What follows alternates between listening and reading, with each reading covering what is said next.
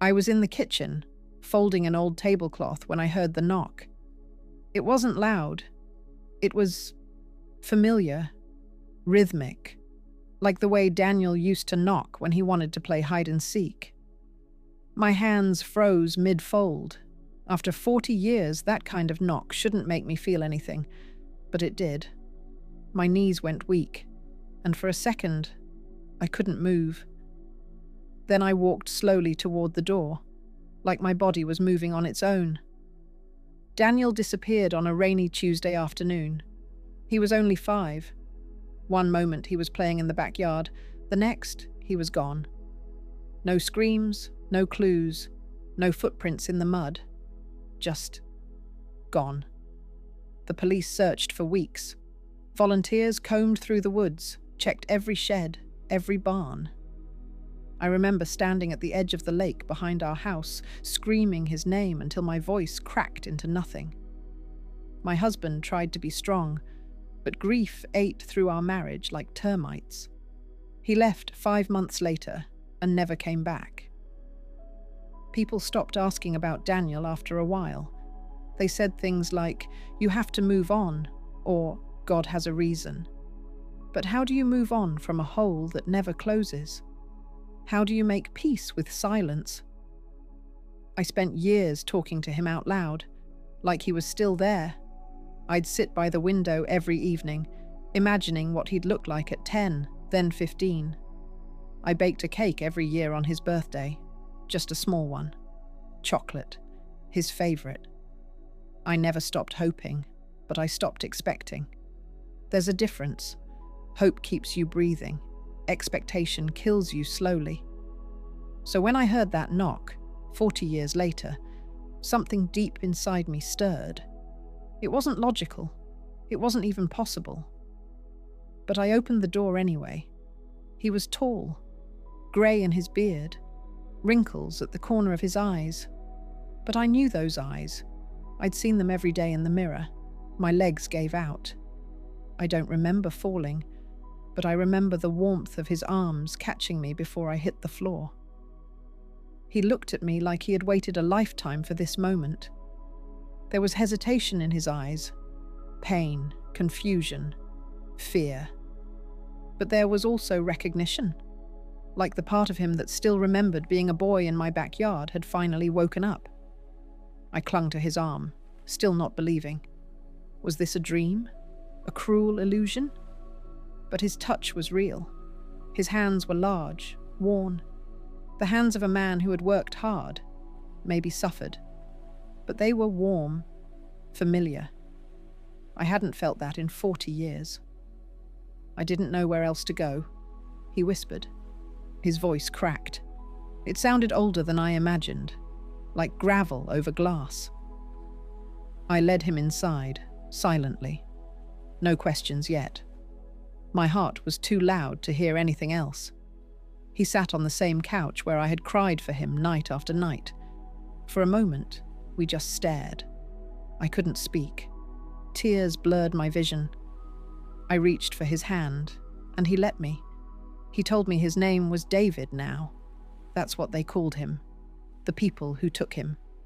He didn't remember everything, just flashes. A woman's voice calling him Daniel, a car ride, a different house.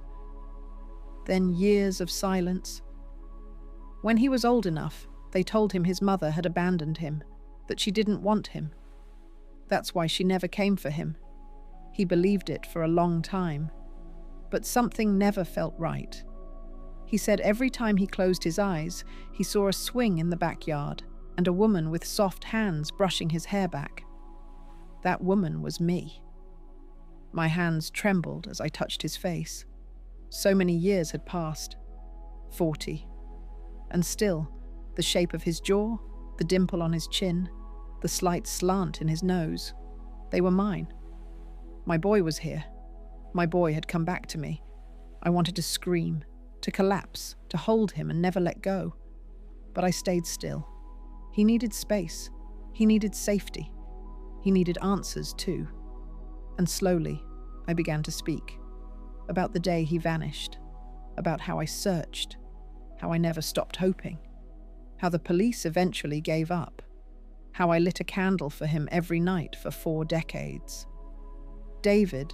Daniel, listened, silent.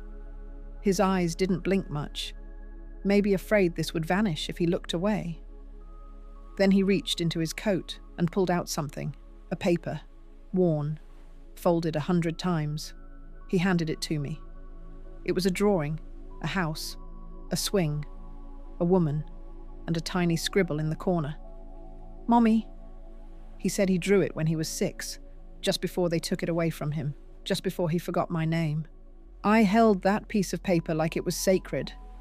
My hands trembled, but I didn't let go. It was proof.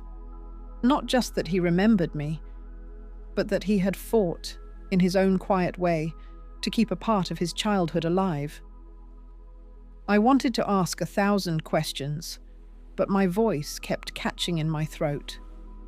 What happened to him? Who were the people that raised him? Did he suffer? Was he loved? Did he feel alone? Did he ever cry for me like I cried for him? He looked around the house like it was a memory trying to bloom. I watched him scan the bookshelf, the fireplace, the worn-out photo frame on the side table. The picture inside was old, faded, but still clear. Me, my husband, and Daniel, smiling in the backyard, the last photo we ever took together. He stared at it for a long time. Then he asked quietly, "Is that him?" I nodded. "That was your father?" He didn't ask more about him. I didn't offer. That's a story for another day, I thought. Today was about him, about us, and the years lost between us. He said he started remembering more around age 9, not clear memories, more like flashes. A red bicycle, a treehouse, rain hitting the window while a woman hummed in the kitchen. Every time he asked the people raising him about those things, they got angry. They said he was imagining things. Eventually, they took him to a therapist who told him to forget those fantasies. He stopped talking about it, but he never stopped wondering, and when he turned 18, he left. No goodbyes, no plan. Just a feeling deep in his chest that he had to find out the truth. He worked odd jobs, changed cities, and carried that drawing with him wherever he went. He said he never showed it to anyone. "I was scared it would lose its power if I said it out loud," he told me. The years passed. He never stopped looking. Sometimes he'd find a clue, a town name that sounded familiar, a photo that triggered a sense of déjà vu, but nothing concrete. Then, a month ago, someone posted an old missing child photo online, part of a digital project trying to connect lost children with their families. It was me, holding little Daniel, the photo from that very frame. A community member had scanned it from a decades-old newspaper. He said he recognized the smile instantly. That was what brought him here. My hands covered my mouth as he spoke. All those years, all those prayers. I had dreamed of this moment so many times, and now, living it, it felt almost unreal. But it was real. He was here. I wasn't crazy for believing he was alive, and he wasn't wrong for wondering where he truly came from. We sat in silence for a long time after that. The kind of silence that doesn't ask for words, only presence. Then he asked, with a voice so quiet I almost missed it, "Can I stay for the night?" Of course he could stay. I told him that even if this house had turned to dust, I would have built him a place to sleep with my own hands. I led him to the guest room, which used to be his old bedroom, though it had been changed so many times over the years that nothing remained from his childhood. Still, as he walked in, he paused at the doorway like something about the space tugged at a string deep inside him. That night, I barely slept. I sat in the kitchen with a cup of tea that had gone cold hours before.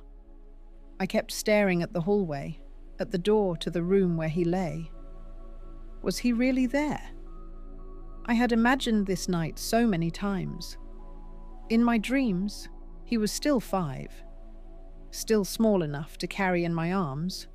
Now he was a grown man, but he was still mine. In the morning, I made pancakes, the same way I used to, slightly burnt on the edges, with banana slices and a sprinkle of sugar. He smiled when he tasted them. "This tastes familiar," he said. My heart ached.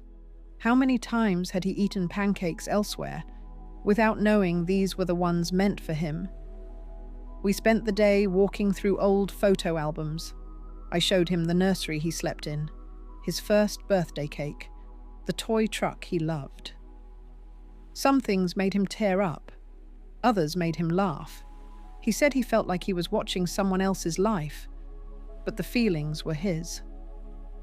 "It's like I'm grieving a boy I used to be, and meeting him at the same time," he whispered. Later that afternoon, he asked to see the backyard. I hesitated. That yard had been a graveyard of memories for me, but we stepped outside. The swing was still there. The one his father built, though the wood was cracked and the rope frayed.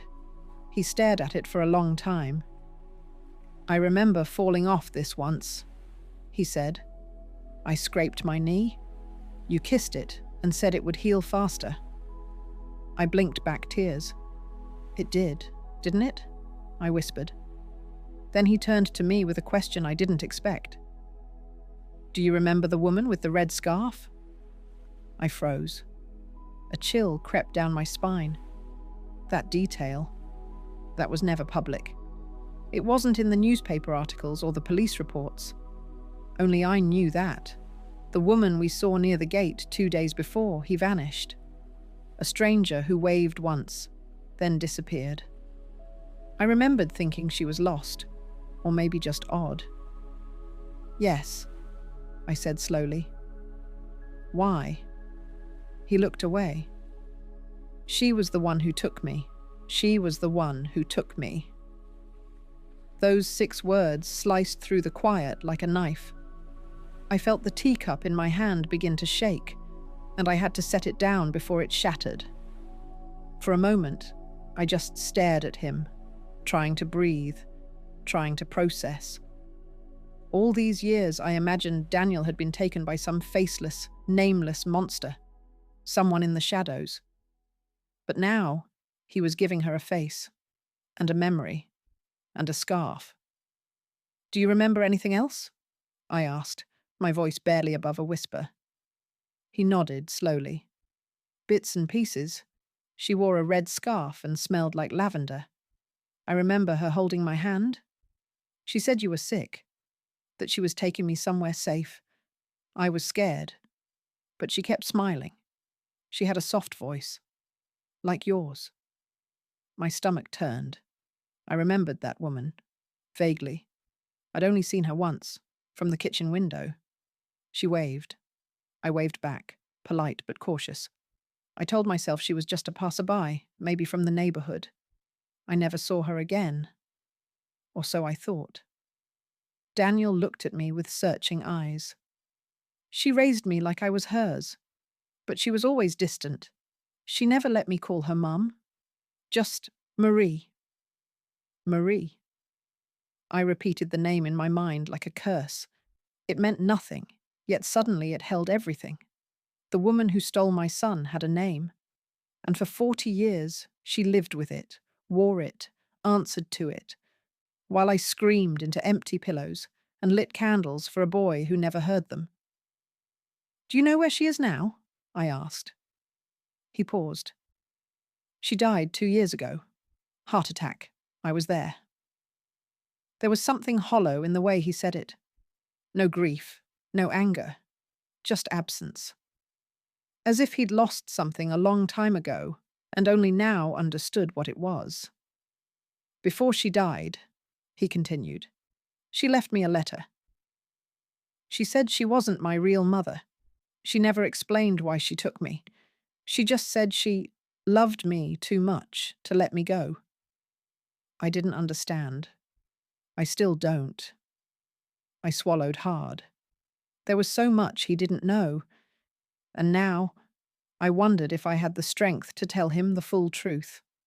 Not just about the woman, or the day he vanished, but about the weeks leading up to it, the arguments between me and my husband, the late phone calls, the woman at the grocery store who watched me a little too long. Had I ignored signs? Had I failed him before he was even taken? I looked at him, this man with pieces of my son inside, and I knew that finding each other was just the beginning. Now, we had to unearth everything that was buried along the way, and some of it I wasn't sure he was ready to hear. He waited for me to speak. His eyes were steady, kind, but filled with quiet urgency. I could tell he sensed there was more, something unspoken hanging between us. I had carried it for so long that I forgot how heavy it was. And now that he was here, looking like a stranger and a mirror at the same time, I wasn't sure I could keep holding it. "There's something I need to tell you," I said, my voice shaking. "Something I've never said out loud before." He nodded, silent, like he already knew it was coming. "Your father and we weren't doing well. Back then, before you disappeared." His expression didn't change. He waited. "He was having an affair. I found out a few weeks before you vanished. It shattered me. I threatened to leave. I even packed a suitcase. But I couldn't take you with me, not without a plan. I didn't have a job, no family nearby, and I didn't want to drag you into chaos. So I stayed, thinking I'd fix things, thinking love could still hold it together." My hands fidgeted with the edge of my sweater as I spoke. One day, I confronted the other woman. She worked at the pharmacy. Her name was Marie. David's eyes widened slightly, a sharp intake of breath, barely audible. "Yes," I said. "The same Marie." There was a silence so thick it felt alive. I went to her, told her to leave him alone, that he had a son, a family. She didn't say much, just smiled, a cold, unsettling smile. I thought it was over. I thought she'd back off. I never imagined. I trailed off, the weight of it all pressed on my chest. Regret, shame, dread. "You think she took me as revenge?" he asked quietly. I shook my head, eyes wet. "I don't know. Maybe. Or maybe she believed she could build her own family from someone else's. A twisted fantasy. But what I know for sure is, if I hadn't confronted her, if I had just left or stayed silent, maybe she never would have." I couldn't finish the sentence. He stood up and walked to the window. The backyard stretched behind him, bathed in pale afternoon light. He didn't speak for a while. Then, "I always felt like I didn't belong. No matter where I went. I think part of me always knew. Something wasn't right." I rose and stood behind him, close but not touching. "I never stopped loving you," I whispered. "Even when everyone told me you were gone. I talked to you every night. I held your pillow like it was you. I waited at that window until the sun came up. For years he turned, slowly, and looked at me. There was something in his eyes now. Grief, yes. But also a strange kind of peace. As if the cracks in his life had finally found the place they fit. "Thank you," he said. "For what?" "For not forgetting me." We spent the rest of that evening like people trying to glue back pieces of a shattered vase. Carefully, slowly, painfully. I showed him old letters I had written but never sent, pages from my diary filled with desperate words, and tiny reminders that I had never moved on. He listened in silence, sometimes closing his eyes like he was saving every word. Sometimes his hands trembled. Sometimes mine did too. He told me more about his life with Marie. It wasn't cruel, not in the way people imagine. She fed him, clothed him, enrolled him in school. But love? Number. He said she was distant, cold, mechanical. Like she didn't know how to be a mother, but wanted the title anyway, he said. She never let him call her mum, never hugged him without reason. He grew up surrounded by rules, not affection. And yet, part of him had wanted to believe it was enough, until the letter, until the truth. I asked if she ever mentioned me, even once. He shook his head. She erased you, completely, like you never existed. That hurt more than I expected. Not because I needed to be remembered by her, but because she had stolen not just my child, but his memory of me. And that, in a way, felt worse than death. Later that night, we sat on the front porch. The stars were out. It was the same sky I had prayed under for 40 years. Only now, my prayer had a name again, and he was sitting right beside me. "You know what's strange?" he said, looking up. "I always felt drawn to this town. I lived in 3 different states, moved over a dozen times, but I always ended up coming back near here. I didn't know why. I thought it was coincidence. But maybe it was something else. A thread," I said softly, "tied between us." He smiled, just barely. Then his expression changed, more serious, more vulnerable. "Do you think we can be something again?" Tears welled in my eyes before I could stop them. "You're my son. You've always been my son. The world might have taken years from us, but it didn't take that." He leaned his head on my shoulder, and for the first time in 4 decades, I felt whole again. But just as that peace began to settle, something returned to my mind. A small, nagging thought. The letter Marie left. What else was in it? I asked him. He hesitated, then stood up, walked inside, and came back holding a small box, old, worn, tied with faded blue ribbon. He handed it to me without a word. "She gave this to me before she died. Told me to open it when I found you." My fingers trembled as I untied the ribbon. Inside, there were 2 things, a silver locket and a birth certificate. I held the silver locket in my hand, its cold weight grounding me in the moment. Inside, there was a tiny photograph, a woman's face I had never seen before, delicate, with soft eyes, but there was something hauntingly familiar about her. I looked up at David. "Who is she?" He swallowed hard. "That's Marie's sister," he said quietly. "Her name was Anna." I opened the folded birth certificate carefully, scanning the faded ink. The name on the document wasn't Daniel or David. It was something else. A name that had never been spoken aloud in our house. A name that connected the past and present in a way I never imagined. "This says you were born in a different city," I whispered, disbelief catching my throat. "And your mother's name is listed here." David nodded slowly, eyes filled with a new kind of sorrow and understanding. "Anna was the real mother," he said. "Marie took me, yes. But Anna gave me up. She was young, scared, and alone. Marie was her sister, who promised to protect me, Tanim, but also kept me hidden." Tears ran down my cheeks as the pieces finally clicked together. The woman I had called a kidnapper was more than that. She was family. A broken, desperate family with secrets buried beneath years of silence. David looked at me and smiled weakly. "I guess I'm not just your son.